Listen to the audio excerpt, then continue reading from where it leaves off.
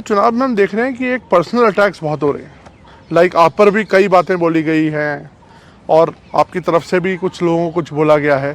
तो personal attacks किस लिए इस बार आपको लगता नहीं ये शैली नहीं होनी चाहिए चुनावों में? जहाँ तक मोदी का सवाल है, मैं तो पिछले 24 साल से गालियाँ खा खा खा करके गाली प्रूफ हो गया हूँ। मौत का सौदागर किसने कहा था? गंदी नाली का कीड़ा किसने कहा था? और मेरे यहाँ तो पार्लियामेंट में एक दिन हमारे एक साथी ने हिसाब लगाया था, 101 गालियाँ गिनाई थी।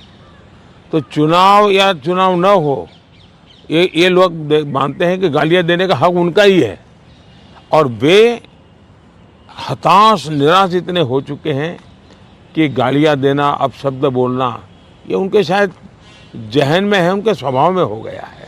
प्रधानमंत्री जी, एक आरोप विपक्ष और लगा रहा है कि ईडी, आईटी, सीबीआई इसका इस्तेमाल किया जा रहा है विरोधियों को दबाने के लिए। मेरा मीडिया को सवाल है कि विपक्ष ने आपको ये कूड़ा कचरा पकड़ा दिया, वो कूड़ा कचरा लेकर के आप हमारे पास पहुंच जाते हैं। मीडिया वाले रिसर्च करें कि भाई सरकार के लिए क्या सवाल पूछने चाहिए, प्रधानमंत्री को क्या सवाल पूछना चाहिए। जो कूड़ा कचरा फेंक रहा है उसको पूछो ना, भाई तुम ये जो कह रहे इसका सबूत क्या है, कानून नियम क्या है, उसको पूछो ना। उसकी आपकी हिम्मत नहीं है। लेकिन वो जो कूड़ा कचरा फेंकते हैं, वो कूड़ा कचरा लेकर के आप मेरे यहाँ आते हैं। ये ठीक है कि मैं रिसाइकल के मानता हूँ, तो मैं इस कूड़े कचरे का रिसाइकल करके उसको खाद में परिवर्तित कर दूंगा और उसमें से देश के लिए कुछ न कुछ अच्छी चीज़ें पैदा कर दूंगा, इसलिए वो तो मैं करूंगा। लेकिन सरकार क्या करती है? आज गांव के सरपंच को चेकबुक पर सही करने का अधिकार होता है, देश के प्रधानमंत्री को नहीं है। ये इतना नॉलेज नहीं है इन लोगों को। देश के प्रधानमंत्री के पास इस प्रकार का कोई अधिकार नहीं होता है। मोदी सरकार का मैंडेट क्या है? मोदी सरकार ने अपने अफसरों को कहा है कि मेरी सरकार करप्शन के विषय में जीरो टॉलरेंस।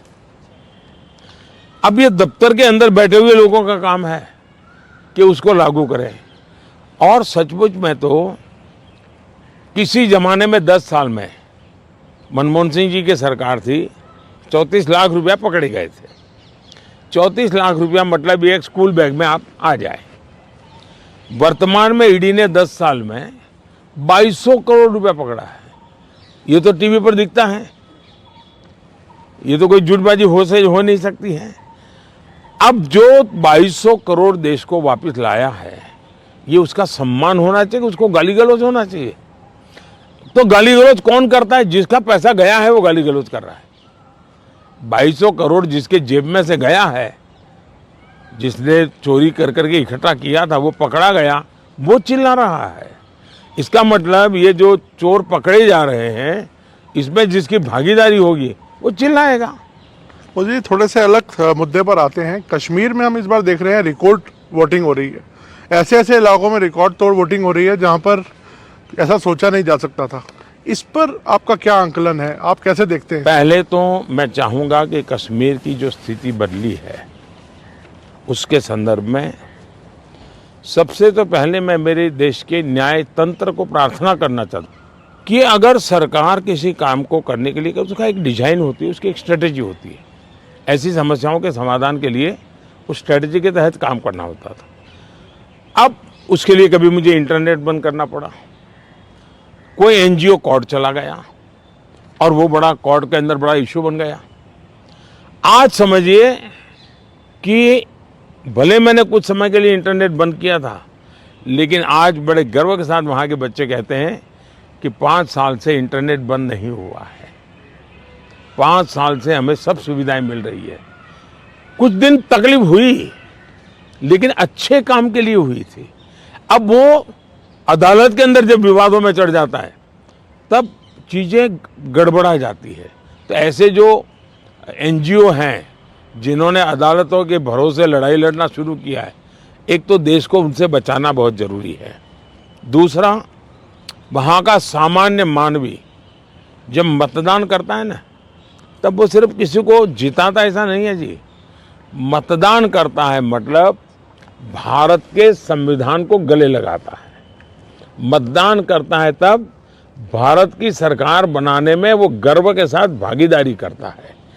मतदान करता है मतलब कि भारत के सार्वभौमत्व के प्रति अपना समर्पण व्यक्त करता है। दूसरा, उनको विश्वास हुआ कि ये सरकार ऐसी है कि जहां फेयरनेस है, हम भरोसा कर सकते हैं कि ये सही होगा। और जब उसको ये विश्वास हो जाता है कि ये कोई हेरा फेरी नहीं हो रही है, तो वो पक्का वोट करने के लिए उत्साह से आता है।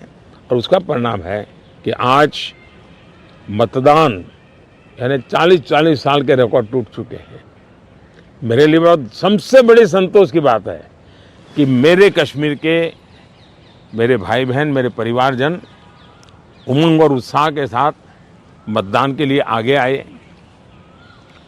उन्होंने मतदान करके दुनिया को एक मैसेज दे दिया है।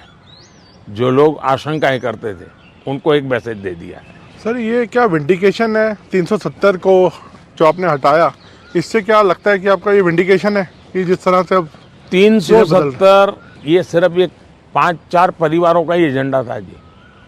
ये न कश्मीर की जनता का एजेंडा था, न देश के लोगों का एजेंडा था। ये अपने फायदे के लिए ये 370 की ऐसी एक दीवार बना के बैठे थे ताकि कोई झोंक न पाए। और कहते थे 370 हटेगी तो आग लग जाएगी, वो कहते थे 370 हटेगी तो कश्मीर चला जाएगा। आज ये सत्य हो गया कि 370 हटने के बाद ज़्यादा एकता की अनुभूति हो रही है, कश्मीर के लोगों का अपनापन ज़्यादा बढ़ रहा है।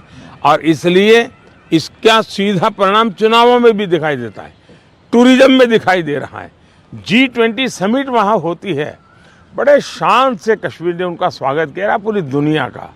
और इसलिए ये कैसे झूठी दीवारें खड़ी कर करके देश को टुकड़ों में देखा गया, इसका ये उदाहरण है और उसको मैंने ध्वस्त किया है।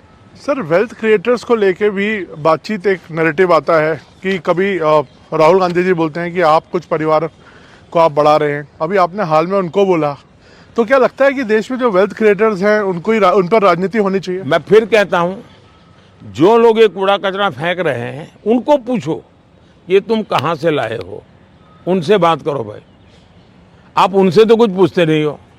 और इसलिए मैं समझता हूँ कि ये चर्चाएं उनके साथ करें तो ज़्यादा अच्छा होगा। सर, उड़ीसा में अभी चुनाव होने हैं अभी हाल में, उधर आपकी देखा जाए तो काफ़ी अच्छे संबंध थे नवीन पटनायक जी के साथ, उन्होंने कई मुद्दों पर आपको सपोर्ट किया। अब आप लोगों का अलायंस नहीं है और आपस में एक दूसरे से लड़ रहे हैं, किस तरह से आप देखते हैं? हिंदुस्तान के सभी राजनीतिक दलों के नेताओं के साथ हमारे संबंध अच्छे ही हैं और लोकतंत्र में हमारी दुश्मनी नहीं होती है, संबंध अच्छे होने ही चाहिए। अब सवाल ये है कि मैं मेरे संबंधों को संभालूं कि उड़ीसा के भाग्य की चिंता करूं। तब मैंने रास्ता चुना कि मैं उड़ीसा के उज्जवल भविष्य के लिए अपने आप को खपा दूंगा।